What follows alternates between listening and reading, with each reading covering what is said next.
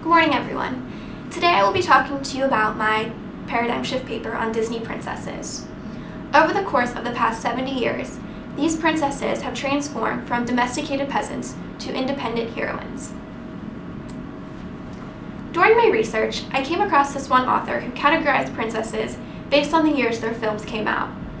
The first group is the classic years princesses, from 1936 until 1967. Two major themes I noticed were domesticity and beauty.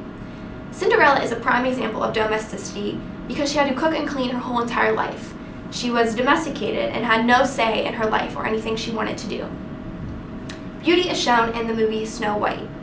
The evil witch in the film believes that Snow White is so beautiful and that if she eats Snow White's heart, she in turn will become beautiful herself.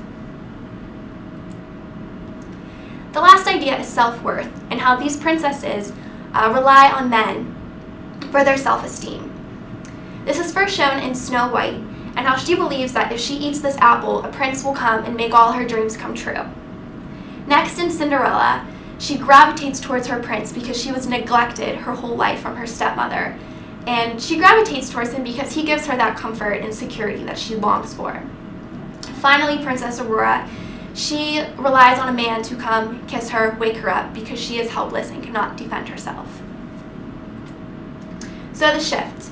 I identified the shift with Princess Belle in 1991, and there were three things I noticed.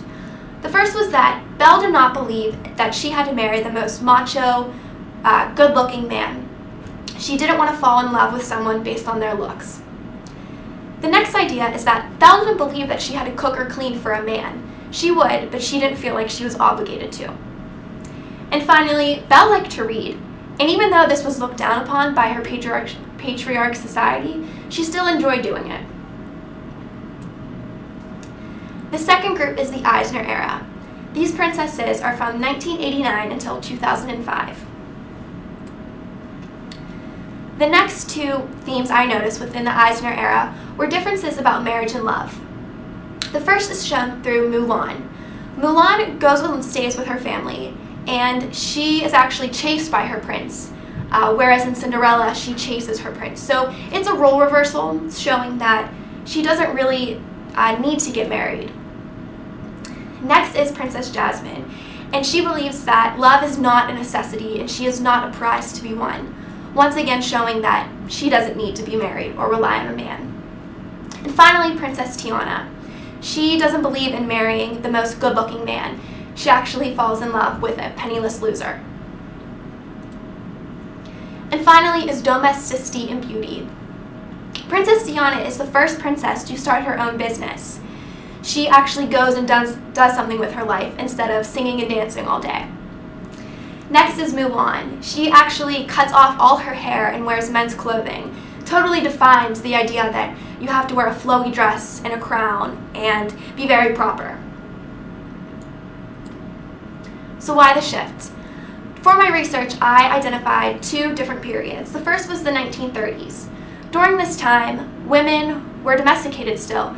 Their role was a housewife. They cooked, cleaned, took care of the house. And that was shown in these films. They started in the 1930s, and that's what these princesses did. They were very domesticated and looked after their house and their family. Then I looked at the 1980s, and during this time, women were becoming more integrated into the workforce and the business field.